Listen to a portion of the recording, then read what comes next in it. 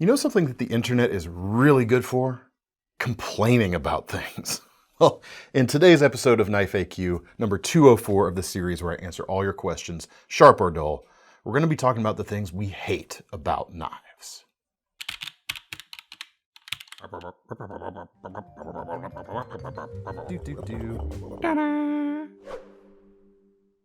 Hey everyone, David C. Anderson here, coming at you from the KnifeCenter, and welcome to the show. What we do is we take your questions from the comments section below these videos, so if you've got a question, drop them down below.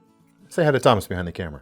Hey. Oh, you don't sound that bad anymore. You're putting on a show now. No, that's what we do. No, we are putting on a show. Anyway, let's get into that show, shall we? First question today comes from Monk Pato. DCA, if you had to get rid of one design element across the board, what would it be? Mine would be finger choils, including whatever blight Spyderco has on We're back their on finger knives. choils. We're talking about finger choils again this week. Yes, we are. That's okay. It's not all we're going to talk about. He's, of course, referring to me talking about Spyderco's finger choil and saying, it's not really a finger choil because it's not intersecting the edge. Anyway. Get onto that later. So I'm tempted to say front flippers. Longtime viewers of this channel know I've never been the best at them. I find them to be at times awkward, even on ones where I can do it, like this CGRB Echo KnifeCenter exclusive here. It's always a bit of a reach for me. I'm doing it better now than I was before the cameras were rolling too. That's the funny thing. So that would be, you know, if I never had a knife with a front flipper in my collection, I wouldn't be too broken up about it. In fact, I don't think I have a knife with a front flipper in my collection. Pause while I take inventory. I don't think so. Unless it's something that I acquired in trade that is never, you know, left the trade blanket. However, I would say maybe instead of just getting rid of them, I much prefer what we have here on this it is made by Riot, the Boker Urban Barlow by Brad Zinker. It curls over the top, so it's more of a top flipper, but we still call them front flippers. Those can stay.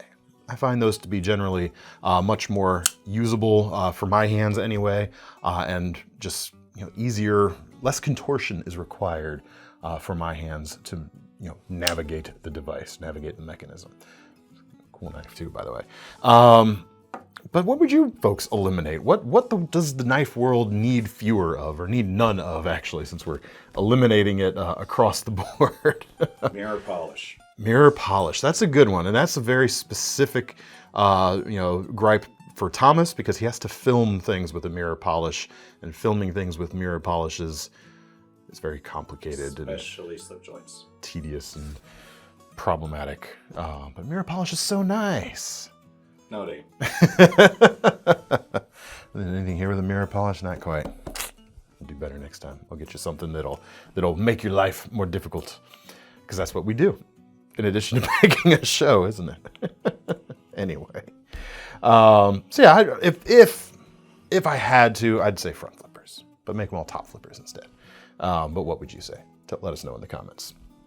Next question comes from Jeff Peters. Hey guys, although I do love to watch the new knives of the week, which posts every Thursday, I would like to see y'all change it up every now and then and do a new flashlight of the week. You're in luck. We're gonna change it up. This is pretty new. I think we just started carrying this a couple of months ago. This is from Phoenix, the LR60R. It is a rechargeable flashlight, LED flashlight, of course. It comes in at about $420. For that, you get a 21,000 max lumen light, search and rescue and flood style light as well. So the configuration on this is pretty interesting. You've got a center LED, is it a cluster? Yeah, a little 4 LED cluster it looks like, with a throwing receptacle, or reflector, that's the word, to send your spotlight far out, and then 12 LEDs around the edge that will provide a more general area light. And you can combine them too, and that's where you get the actual max 21,000 lumens. The collapsed sun. The standard, where is it? Can't find the spec now. Well, it's easy for us to tell how much luminosity you are throwing at any given time. The switch is this rotary ring right here, and you've got a screen telling you what's going on. So I'll move over to the flood side real quick. Brighten up the thing there.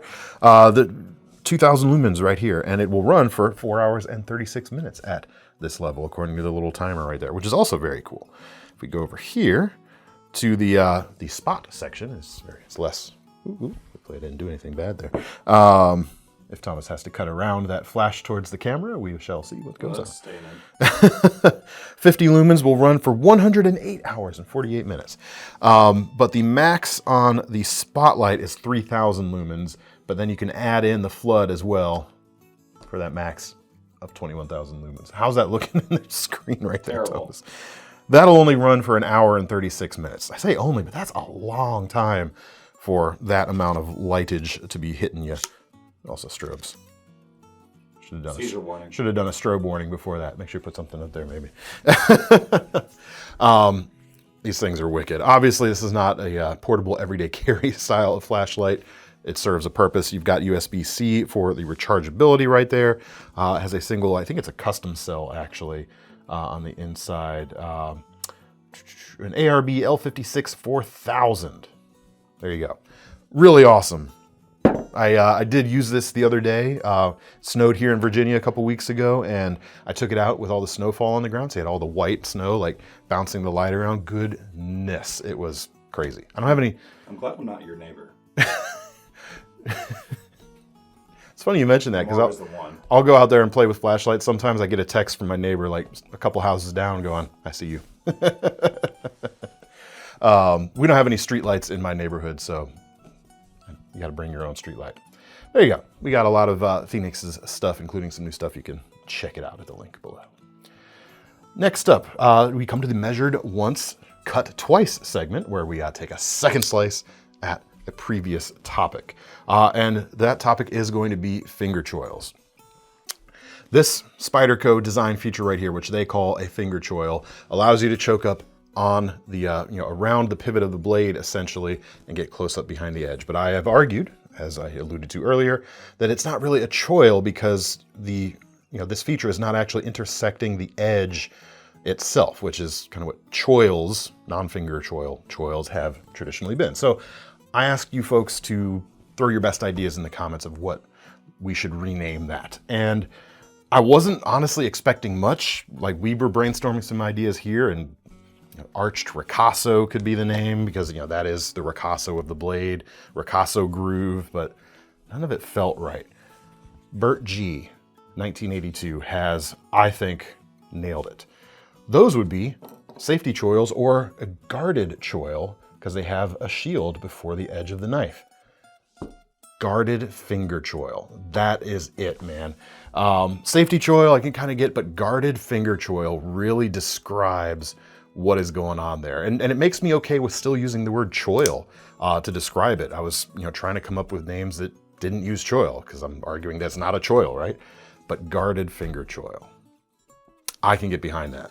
It's choilish. It's choilish. It's a choil working with this guy, let me tell you. I like it. Guarded finger choil. Bert G, you the man. You got it, buddy. Thank you so much. We are going to be using that from now on, or at least I will. I can't speak for anyone else here, actually. And then one more comment that was just fun. JP Donovan says, we call it a chocasso, because you choke up on it. That's fun too. But man, guarded finger choil nails it. I love that. Watch this space for more.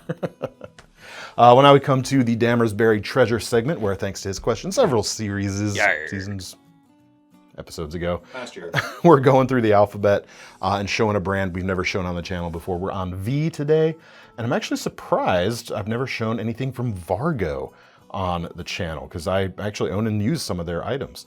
But they make titanium stuff. Is the quickest and dirtiest down and easy way to say it. This is, for instance, their ULV titanium spork. It is extremely light. Even with the packaging, it's like floating away on me here. $12 titanium spork weighs 0.38 ounces, 11 grams. And you got yourself a spork right there. But lots of companies make sporks. They've also got stuff like this Flint fire starter right here. Has a tiny carabiner gate and throws some sparks. That's about 20 bucks. And they make stoves, cook kits, pots, etc. This is one of them. This is the Bot. They call it that because it's sort of, they're calling it a bottle pot combo. This is more expensive. This is about $100. It weighs 238 grams, 8.4 ounces for this titanium version. Oh, they make a stainless steel version too, it looks like. We don't have it on the site right now though. Whether you call it a pot or a bottle, it's essentially a titanium canister with a threaded lid. And oh, that's an excellent noise, isn't it? You do have an O-ring there, so it can be watertight. So this could be your water bottle potentially. You walk around, take a pull off of there, screw it back in. But it's going to work as your pot quite nicely. And then you've got this to use as a small bowl on the other side if you want, or even a tiny little mug. You could do if you wanted to. But anyway, Vargo titanium, they make a lot of cool stuff. It just doesn't sound great. Thanks for that. Titanium on titanium never sounds good. This is not a reflection of quality on Vargo. It's just the nature of the beast right there. Check them out. Well, now we come to the lightning round for today. JSL21. Hey, DC, I know you're a Nessmuk fan. Yes, I am. And as that's historically a blade shape for skinning and processing game, why do some come with a Scandi grind, which is of course more suitable for woodwork? Should the grind of a knife always complement the blade shape? Cheers. In my opinion, I'm not the hugest fan of Nessmuks with Scandi grinds, if I'm quite honest. I like, for the reasons you mentioned, I like a slicier grind, like this full flat grind on this LT Wright Camp Muck right here. It's a slicey blade shape. I want it to be able to slice. If you're going to do a Scandi, however, this Brisa Nessmuk right here, the Nessmuk 125 80 CRV2 steel, $156.95, is a pretty cool shape, and it's about as thick as I would ever want to go for any Scandi ground knife, quite honestly, and this is me personally speaking. This is about 1/8 of an inch thick. It's still slicey enough. I would prefer 3/32 thick, even more, so a little bit thinner than this. That allows the Scandi grind to still slice well enough. 1/8 inch, you're about pushing the max of what I like for a general purpose slicer and all-rounder. Bushcrafters especially like a Scandi grind, and a Nessmuk is a beautiful shape, so I'm not going to get too bent out of shape that some of them come with Scandi grinds. I in fact own some in my my custom collection, but I like them better with a slicier grind, just the way you mentioned. Anyway, next question comes from Sarah Peters. Hey DCA, how do you care for Damascus steel? Do you need to do anything to protect it? For context, I have a Civivi Stormhowl and Civivi Vision. Short answer, probably not. Longer answer, most Damascus steels nowadays are typically stainless in their composition, so you treat it just like any other stainless blade. What Civivi uses here is a stainless style steel. They're using a 10CR stainless as their base. If you see something, if you have anything with Damasteel as the material, that is also a stainless, powder metallurgy stainless.